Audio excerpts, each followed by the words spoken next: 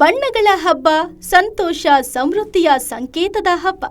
ಇಡೀ ದೇಶಾದ್ಯಂತ ಹೋಳಿ ಹಬ್ಬದ ಆಚರಣೆಗೆ ಸಿದ್ಧತೆ ಮಾಡಿಕೊಳ್ಳಲಾಗ್ತಿದೆ.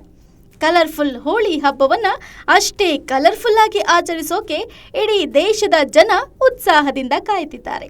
ಆದರೆ ಹೈದರಾಬಾದ್ ಜನ ಮಾತ್ರ ಹೋಳಿ ಆಚರಿಸುವಂತಿಲ್ಲ. ಒಂದು ವೇಳೆ ಹೋಳಿ ಹಬ್ಬವನ್ನ ಆಚರಿಸಿದ್ರೆ ಪೊಲೀಸರು ಬೆಂಡೆತ್ತಿ ಬ್ರೇಕ್ ಹಾಕ್ತಾರೆ.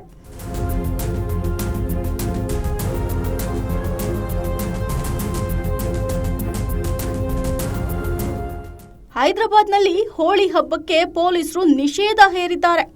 ಹೋಳಿ ಹಬ್ಬಕ್ಕೆ ಸಂಬಂಧಪಟ್ಟಂತೆ ಹೈದರಾಬಾದ್ ಪೊಲೀಸರು ಹಲವು ಮಾರ್ಗಸೂಚಿಗಳನ್ನು ಬಿಡುಗಡೆ ಮಾಡಿದ್ದಾರೆ.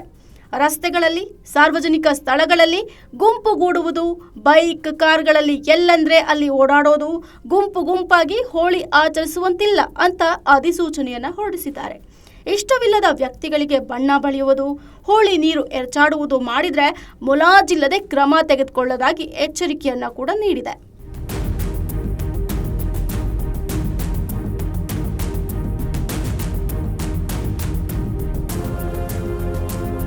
ಹೈದರಾಬಾದ್ ನಗರ ಪೊಲೀಸ್ ಆಯುಕ್ತ ಸಿ.ವಿ. ಆನಂದ್ ಹೋಳಿ ಹಬ್ಬದ ಆದೇಶವನ್ನು ಹೊರಡಿಸಿದ್ದಾರೆ.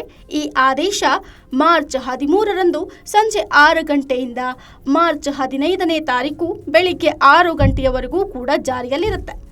ಸೆಕ್ಷನ್ 22ರ ಅಡಿಯಲ್ಲಿ ನಿಷೇಧಿತ ಮಾರ್ಗಸೂಚಿಗಳನ್ನು ಹೊರಡಿಸಲಾಗಿದೆ.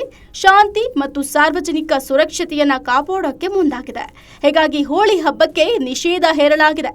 ಆದರೆ ಇದಕ್ಕೆ ಬಿಜೆಪಿ ಶಾಸಕ ರಾಜಾ ಸಿಂಗ್ ಸೇರಿದಂತೆ ಸಾರ್ವಜನಿಕರಿಂದಲೂ ಕೂಡ ಆಕ್ರೋಶ ವ್ಯಕ್ತವಾಗ್ತಾ ಇದೆ. ಗ್ಯಾರಂಟಿ ನ್ಯೂಸ್, ಸುದ್ದಿ ಖಚಿತ, ನ್ಯಾಯ ನಿಶ್ಚಿತ.